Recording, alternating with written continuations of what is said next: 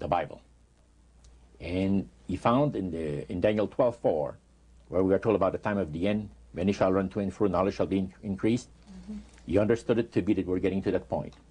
And he had, with all the spirit counselors, to change their modes of operation in order, to ensnare people.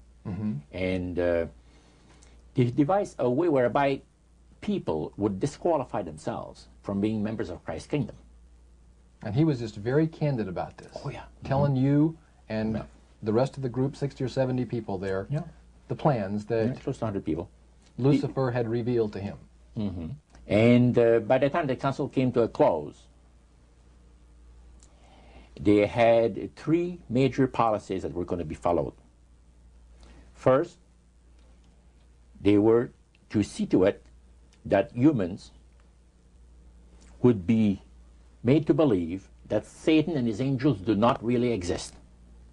Because see, up to that time, you could walk down a street of Paris and you would have signs that would say where you have a soothsayer or, or a fortune teller of some type, and if you want to put a curse on someone, you could go and see this other old lady over there, the old witch, that's the way it goes.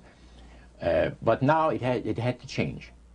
Lucifer says, we have to make sure that people, humans, get to believe that Satan and his angels do not really exist. You know, Roger, that's interesting because a recent research study report that I read indicated that in a national survey, I believe it's over 75% of people do not really believe in a real tangible devil. But there is one. Oh, yeah. Now, the next thing, the three parts policy that they had adopted there, the second one was to find a way of being able to get total control of people's minds. And that would be done by taking hypnotism out of the realm of the occult and introduce it as a new science for the benefit of mankind. So part of what the high priest told you was Satan's strategy to take total control of people's minds. They felt that by taking hypnotism out of the realm of the occult and introducing it as a new science for the benefit of mankind, they could then use people of great renown, educators, people of capacity, that would do great things, such as supposedly regress people in time to former lives that they had.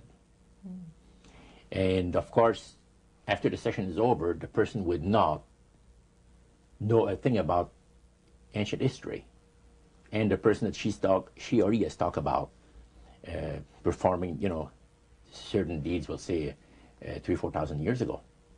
But this was their strategy. Now, what this would do for the thing is this, that it would create in the minds of the general public, solidly set in the mind of the general public, an unwavering trust in that great deception.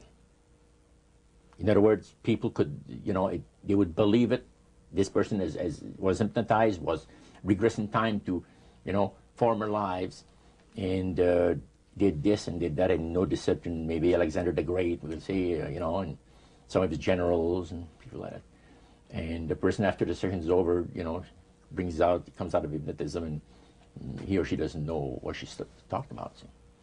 So now this would be a way of de-Christianizing the Western world through the avenue of mysticism. Now the time came when Lucifer decided that he had to choose a person to initiate this thing. And Franz Mesmer, which was an Austrian physician, was chosen. Because the priest told you all of this? Oh, yeah. Okay. Because he was most capable. Mesmer originated a theory called animal magnetism, later on named mesmerism.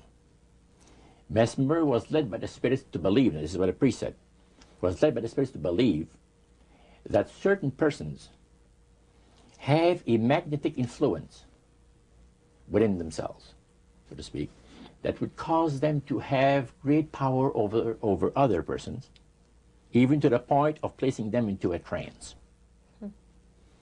And at that time, that was readily accepted by people in general at the time that Mesmer lived. So people realize, you know, that some people got a capacity to put you into a trance. That's the way. Now, by the time that he died, in 1815, a lot of the physicians in Europe were using hypnotism as a means of anesthesia.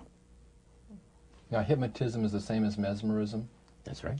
Okay. So mesmerism that's been developed to a higher degree of refinement. And the priest went on saying that the plan of Satan to deceive the human family this way, he says, is the most intriguing thing to his mind. And he went on saying how it was going to be brought about. He said that a fellow by the name of Darwin and another fellow by the name of Thomas Henry Huxley would be used by the spirits because in their childhood they had been hypnotized by medical doctors. And they figured that they would be real good subjects to lead the people into this belief that they had, that Satan wanted to bring into people's lives. Now, what were those 3 points again, Roger? The 3 things were, number 1, that they did not want Satan did not want the human family to think that he or his angels existed. Right. The second point that you made had to do with taking control of people's minds. That's right. The third point was what? Was to destroy the Bible without burning it. Okay. See? And what was his strategy on that? On that, it was very interesting. Because after the Great General Council, it was decided that Satan would tutor Charles Darwin personally in setting up the principles of his theories of evolution.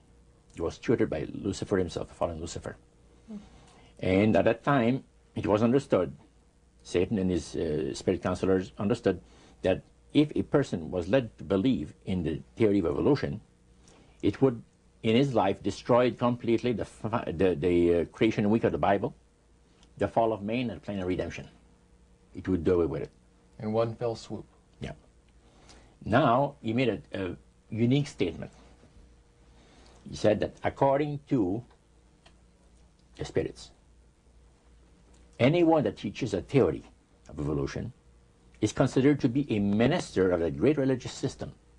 See, they call it the religious system, the theory of evolution, because it is a system of schooling people and getting them to disqualify themselves and being members of Christ's kingdom.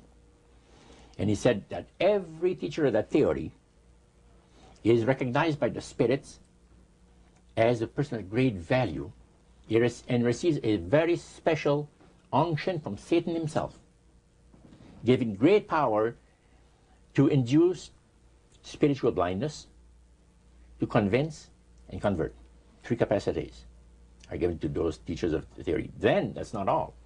The priest says that Satan considers the teachers of the theory of evolution to be so valuable to him that in the sight of all the inhabitants of the galaxies, he assigns a retinue of bright, beautiful angels to follow that educator all the remainder of his life.